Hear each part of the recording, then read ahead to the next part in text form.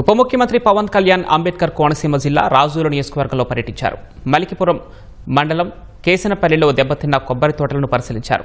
Shankaraguptam drain పొంగి కొబ్బరి తోటలను ముంచెత్తడంతో 2 లక్షల వరకు కొబ్బరి చెట్లు ధ్వంసమయ్యాయని రైతులు పవన్ దృష్టికి తీసుకువెళ్లారు. సమస్యపై పూర్తి వివరాలు తెలుసుకోవడానికి 45 రోజుల సమయం కావాలని అన్నదాతలను కోరారు. మరోసారి సమావేశం నిర్వహిస్తామని పవన్ చెప్పారు. ఏదైతే డ్రెడ్జింగ్ చేశారో మిగతా 8 కిలోమీటర్లు చేయకపోవడం వల్ల ఈ ఉప్పు కాలం నుంచి వచ్చేటటువంటి వాటర్ అంతా కూడా ఈ గ్రామాల్లోకి వచ్చి మా పంట పొలాలు కొబ్బరి చెట్లన్నీ కూడా చనిపోవడం జరిగింది సార్. ఈ బిల్డింగ్స్ ఏవైతే ఉన్నాయో ఈ వాటర్ చేరిపోవడం వల్ల మా బిల్డింగ్స్ కూడా పునాదులు తిప్పుపడడం కూడా జరుగుతుంది సార్. మేము తాగేటటువంటి డ్రింకింగ్ వాటర్ కూడా కంప్లీట్ గా సాల్ట్ వాటర్ అయిపోవడం వల్ల అది తాగే వాటర్ కూడా పాడైపోయింది సార్.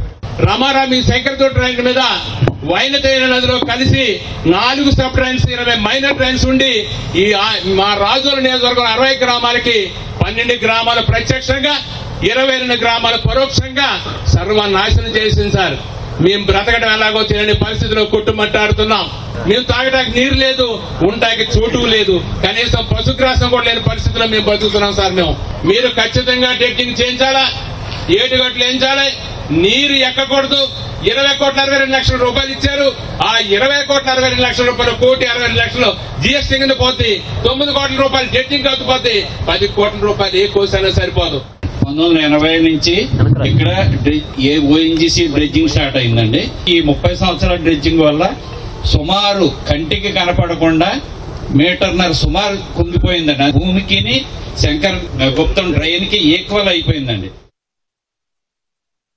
సమస్యకి కేవలం పూడికలతో పాటు నేను పరిశీలించాల్సింది ఆక్వా పొల్యూషన్ ఏదైనా ఉందా, పూడికలు ఒక్కటే కాకుండా అసలు టోటల్గా ఆక్వా పొల్యూషన్ కూడా ఏదైనా ఉందా, అది ఏదైనా సరిగ్గా ఆ గట్లు సరిగ్గా లేకుండా దాని తాలూకు దీంట్లో సీపిన్ అయిపోతున్నాయి. ఇవన్నీ కూర్చొని ఒకసారి మాట్లాడాలి.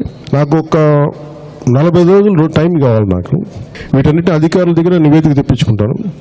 వన్స్ ఒకసారి మనం తెప్పించుకొని ఒక మీటింగ్ నాకు మన ఆఫీస్లో పెట్టండి. ఒకసారి మేము ఏమైనా మంగళగిరి రాగలిగితే మీరు కూర్చోబెట్టి ఒక గ్రూప్గా అనుకొని, అంటే ప్రతిసారి రిపీటెడ్ కదా డిఫరెంట్ పాయింట్స్ మాట్లాడగలిగితే మీరు కూడా ఒక గ్రూప్ అనుకొని వరప్రసాద్ గారి దృష్టికి మన హరీష్ గారి దృష్టికి కనుక పట్టుకుని రాగలిగితే మీరు గ్రూప్గా రండి, ఒకసారి అక్కడ కూడా మాట్లాడుకుందాం.